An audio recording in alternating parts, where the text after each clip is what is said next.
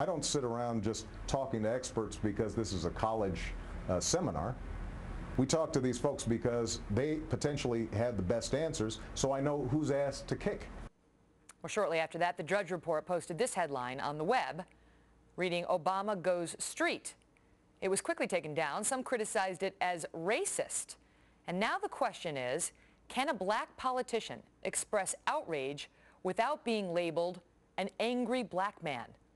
Here now to talk about it, Juan Williams, NPR news analyst, and Deneen Borelli, a fellow with Project 21. Both are Fox News contributors.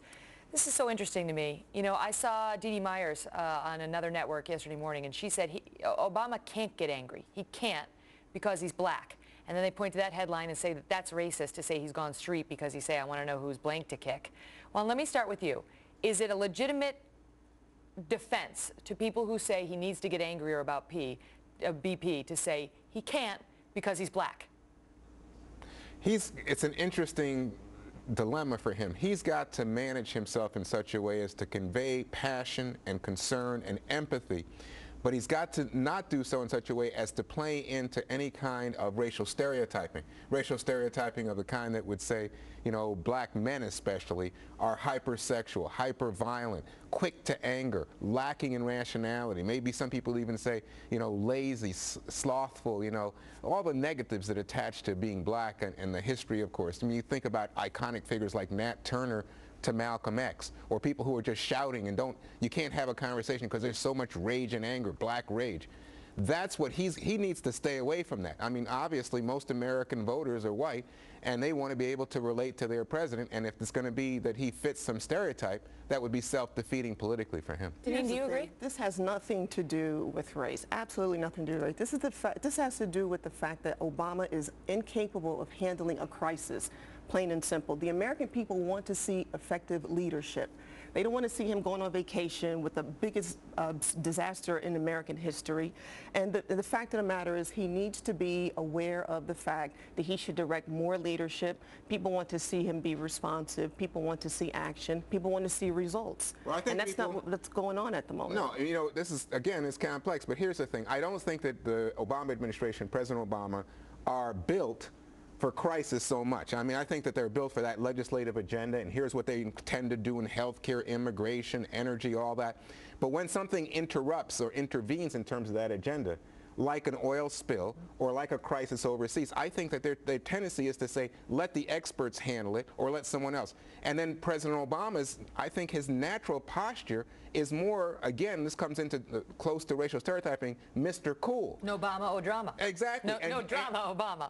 Yes. And more analytical in the way that he approaches it. He wants people to see him as an intellectual, a thoughtful person. But the thing that's being put out there by some pundits now, including some African-American pundits, is that the reason he's built that way, the reason he is no drama Obama, is because this is something that was built in. In the Washington Post, Jonathan Capehart has a very interesting piece, and he says, look, if Obama were to display the anger, he runs the risk of angry black man syndrome, becoming too scary or too threatening to the public, immediately non-presidential. And he talks about how African-American men are taught at a very young age to keep their emotions in check. Is that not in part legitimate? It's utter nonsense. This is about effective leadership. And I saw your head go back. Well, yes, I was surprised about that. It has nothing to do with color, Juan. It has to do with Obama stepping up and being an effective leader. He's so scripted with the teleprompter, he has no idea how to deal with a disaster or no idea how to even affect any emotion because it's not in the teleprompter. Let me just suggest this to you. Remember the controversy with Professor Gates up at Harvard and the professor? Overreacted with now, that here's a situation which, facts. you know, some things just don't ring true to me. And with the Gates situation, I thought, you know what, when I tell my sons, hey, if a cop stops you, you know, keep your hands out, you realize you're black, you're in America, and cops can have, you know, presumptions about your behavior as a young black man. Now, is that racist? Having to do with race? No, they may have been speeding. The boys may have been guilty. I'm just saying, be careful, and I tell them that because they're black boys. But with the Gates incident, he did show emotion with that, but he jumped the gun on that as well because he didn't know all the facts. But but that's an interesting point because there was, I think, real anger by President Obama in reaction to that. And many could argue that it was premature and he wound up having to have the beer summit and all that. Right. But, you know, when he lashed out at that police officer, it seemed real. He did not seem happy about that. Right. And yet here we've got Robert Gibbs, who's having to convince the White House press corps.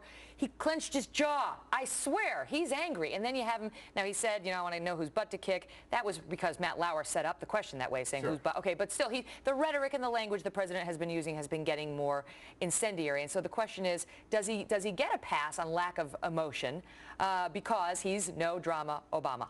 What he needs to do is be an effective leader. I don't care if he's shown emotion or not, because the fact of the matter is when you're trying to make it about race, it has nothing to do with him being a leader and showing direction for our country, plain and simple. Well, when you hear somebody, I think the president's black. I don't think there's any getting away from it. I think we're all aware of it. I think we're all proud or concerned about it. Whatever people make stereotypes where he was born. What? No. So, but it does, he has to keep this in mind in terms to retain his authority as an American leader.